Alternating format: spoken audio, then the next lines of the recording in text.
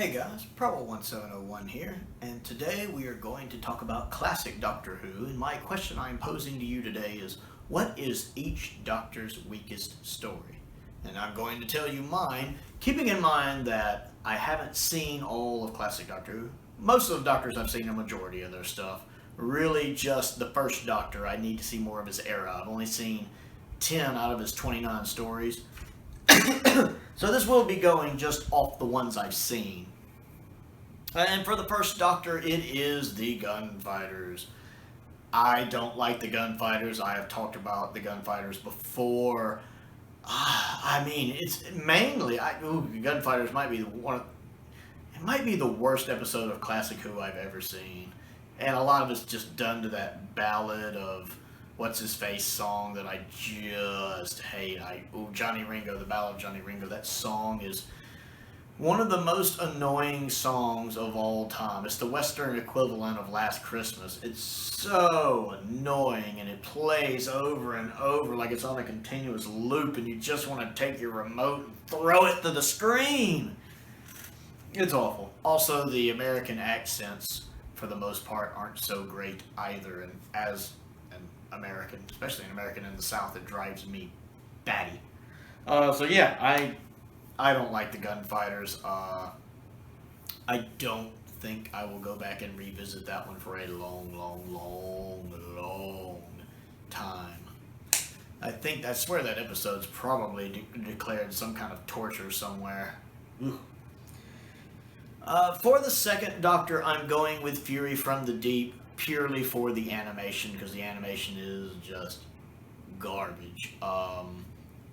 The Dominators was definitely in contention for this one, because I don't think the Dominators is that great, but Troughton helps it. Troughton elevates the Dominators. Troughton makes the Dominators watchable. Now, Fury from the Deep is a much superior story. Fury from the Deep is actually a really good story, and it's such a tragedy that the Gunfighters completely exist, and Fury from the Deep is totally missing. Because I'm fine with them getting rid of the Gunfighters and bringing back Fury from the Deep, even though it's not a equal episode swap. Because Fury from the Deep, I'm sure the original version of it was fantastic. The surviving footage of it looks amazing. It's just the animation is just abysmal. Just abysmal. It's so garbage. It doesn't match the tone of the story at all. And I get the impression that Gary Russell just didn't get the story. I don't think he understood the story at all. I could be wrong, but I get the impression, at least that's what I take from it. With some of his decisions, well, we wanted to make everything bigger. Well, part of the tone of the story is the claustrophobicness of it, the closed-inness of it. That's part of what sets the tone of the story. So yeah, Fury from the Deep, no. For the third Doctor, I'm going with the Time Monster, because it's the only third Doctor story I've started to watch that I couldn't finish. I only watched the first episode or two, and then I stopped. I was like, I need a break, and I never went back to it. Now, the third Doctor's era is almost perfect. I mean, it's got a lot of great stories. It's one of the best eras of Doctor Who. It's probably the best complete Doctor's era. I'd say it's second best after the Hinchcliffe era, but looking at a Doctor's era as a whole, probably the best. There's not a lot of duds there. Like, I don't really care for the Claws of Axos, and I think the Daemons is overrated, and I think Ambassadors of Death is extremely boring. But this is the only one where I couldn't finish it, and it has to take the top spot because I could not finish it. I am looking forward to the Season 9 box set, because I am going to muddle my way through it when that comes out. Hopefully it'll get announced. I think we'll get it in 2022. But yeah, just because it's the one I couldn't finish. It was so bad I couldn't get all the way through it. It definitely is the worst third Doctor story in my opinion.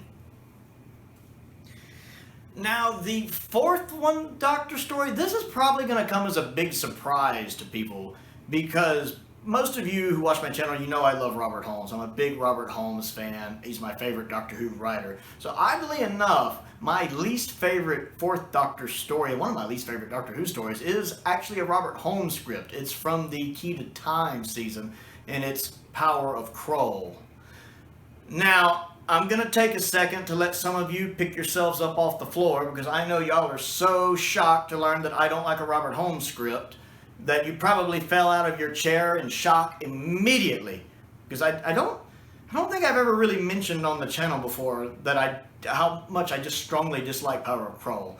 I also apologize to anyone who may have been watching this on their computer while drinking a soda pop, because I'm sure it sprayed all over your screen. It took you by surprise. I apologize. Go ahead and get a rag, wipe your screen off. The rest of you, I hope you're seated back in your chair.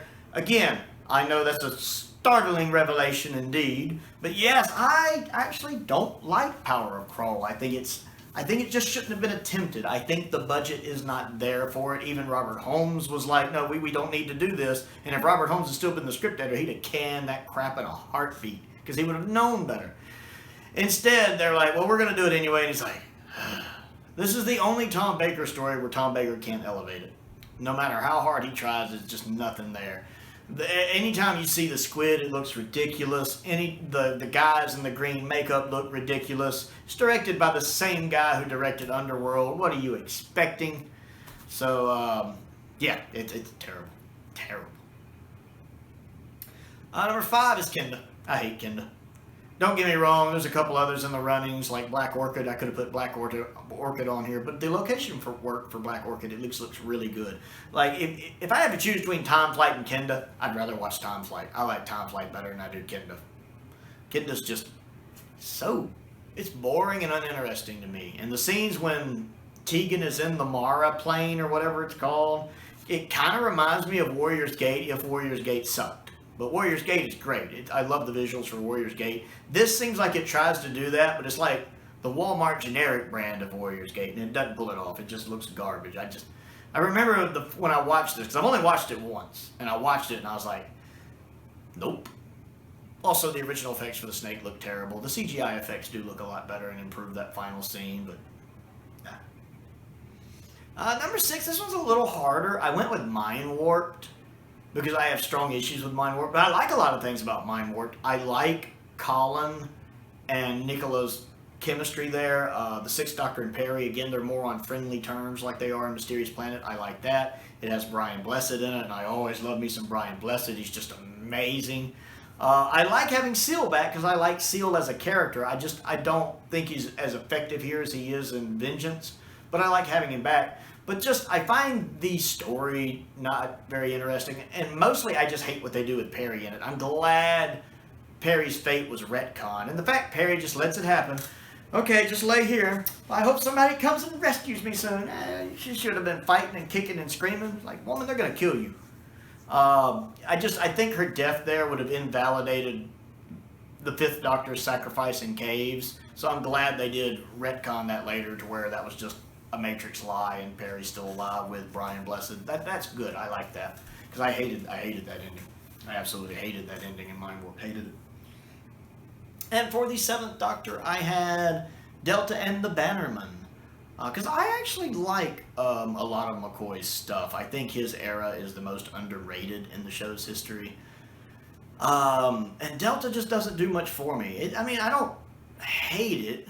You know, I'm also not a big fan of Greatest Show in the Galaxy, and I know people usually like that one, and that one was in contention for this spot. But Delta, I know I am not going to watch Delta and the Bannerman again for a really, really, really long time. It's just, there's a lot of stuff it does where I'm just sitting there going,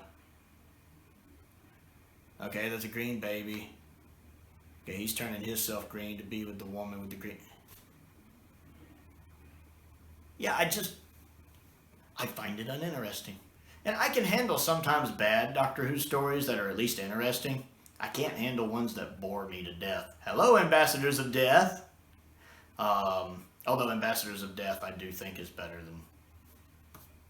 than Delta and the Bannerman. It's more interesting. That's saying something. And if I had to do the 8th Doctor between the 3 visual stuff I've seen of him, which would be the TV movie, Night of the Doctor, and Shada, I'd say the weakest was Shada, but I still like his version of Shada. It's just not as good as the other 2 things I've seen him in visually. So yes, that is my least favorite story of each of the classic Doctors that I've seen thus far. This list may change as I see more of their stuff. So I would like to know what you think of my list and my stories that I mentioned, and what is your least favorite story of each classic Doctor? So comment down below and let me know. I always enjoy hearing from you guys. Other things to do, click the like button, click the subscribe button, click the bell for notifications so you never miss out on another video. The channel is growing. I'm really happy to see that. I think we're at like 624 subscribers last time I looked. Really trying to grow the channel to 1,000. So if you watch my channel regularly and haven't subscribed yet, I'd like you to go ahead and click that button for me. That helps me out. That would make my day. I also have a Patreon. If you like what I do and would like to contribute to what I do, there is a link to that down in the description below. I recently just posted a patron exclusive for my $10 tier and above, which is ranking the masters from worst to best. All of the TV masters. I believe there are 8 of them ranked worst for best for anyone who joins at the $10 and up tier.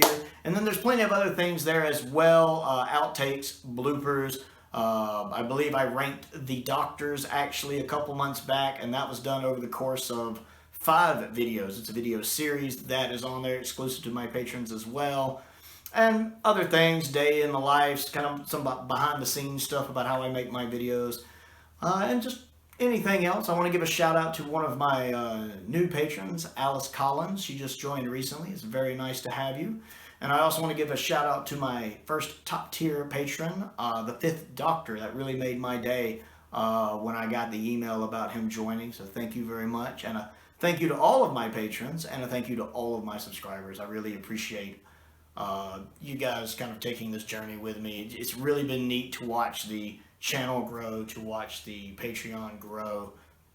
It's really interesting that this many people enjoy just kind of listening to me talk about how much I love Doctor Who. It's really neat. It really is neat. So most importantly, thank you for watching.